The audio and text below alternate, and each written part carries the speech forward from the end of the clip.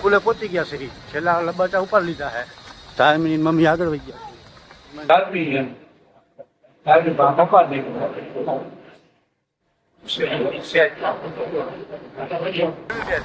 શું કહેવાનું છે આપણા સબસ્ક્રાઈબરને વ્યુઅરને બે શબ્દ કહી દો તો.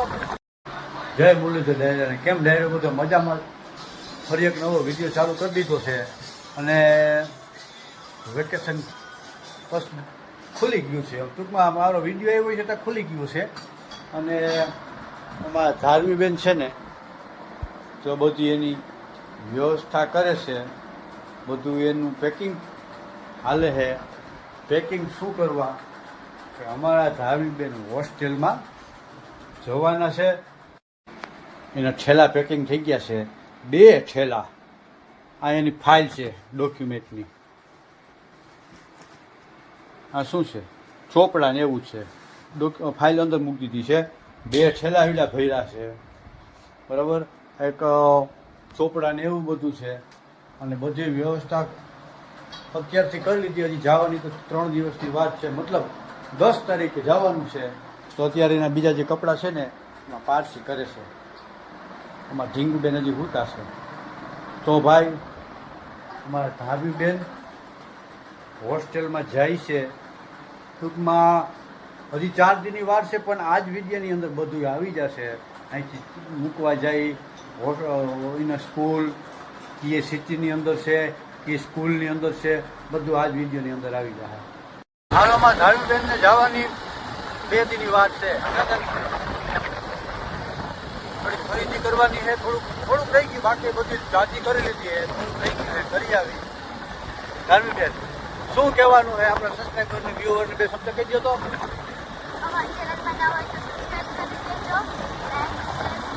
અને ધાર્મીબેન તો હવે જાય છે કા 2 થી પછી 5 વિડીયો બધું આવી જશે. અને કઈ સ્કૂલમાં જવાનું ક્યાં જવાનું એ પછી છેલ્લે કહી દે બરાબર. એટલું સસ્પેન્સ રાખે હું છે તમે ગયા જાવ છો જોતા જોતા.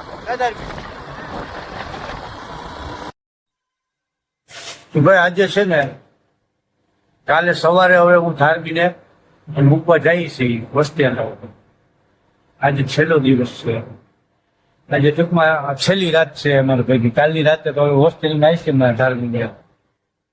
આજે હું કીધું ગામમાં મારા ગલીમાં રમવા આવી ગયા. અત્યારે આજ કીધું રમવા નથી જવું. આજે ઘડીક મારે તો બે પાછું કાંઈ તો નહીં ખબર. પાંચમાં ધાર્મી પપ્પા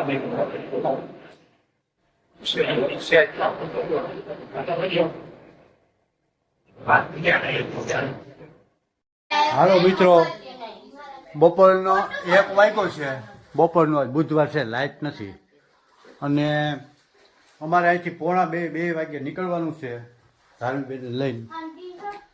છેલ્લા 1, 2, 3 ઠેલા અને ડોલ એટલી બધું ભેગું લઈ જવાનું છે. ગાડી લઈને જવાના છે.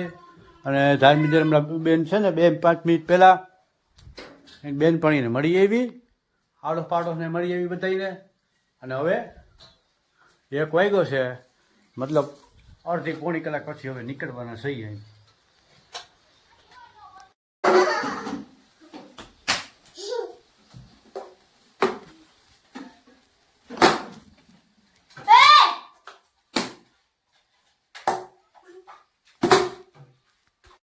હાલો તો નીકળી છે. અને ધાર્મીબેનને કહીએ છેલ્લે આવા ઘરની બહારનો પીપળો અને આ ગલીને બધું જોઈ લે.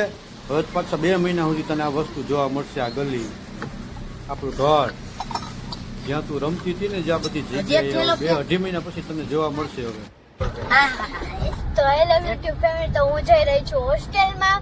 અને હા, તમે જો બ્લોગમાં નહીં આવું પણ ટેન્શન ન લેતા, કારણ કે અમે એકના વગરની 4 બેનપણીઓ હોઈએ. પણ મને એવું લાગે કે મારા પપ્પા નહીં હોય. નહીં હોય બેન માં દીકી યાદ આવશે મને. તો અત્યારે અમે પહોંચી ગયા છે ધોરાજી.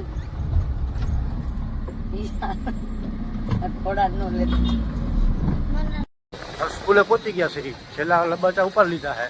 ધાર્મીની મમ્મી આગળ વહી ગયા, મને ધોઈને પાછળ થઈ ગયા. હજી આગળનો ગેટ છે. હાલો ભાઈ, મૂકીને આવતા રહ્યા છે. જુનાગઢથી નીકળી ગયા છે રિટર્ન પાછા.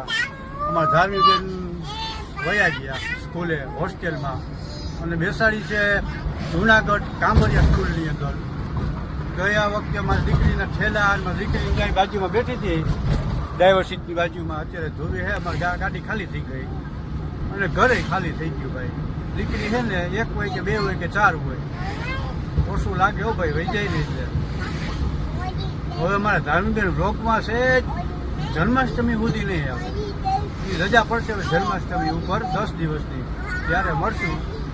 અને સ્કૂલનો સીન મેં નથી લીધો કારણ કે ત્યાં થોડુંક ઇમોશનલ થઈ ગયા હતા અમે બધા, જોવાતું નહોતું. થોડુંક ધાર્મિક બેનની રોતી હતી અને અમે થોડાક ભાવુક થઈ ગયા હતા, એટલે એ આપણે શૂટ નથી કર્યું.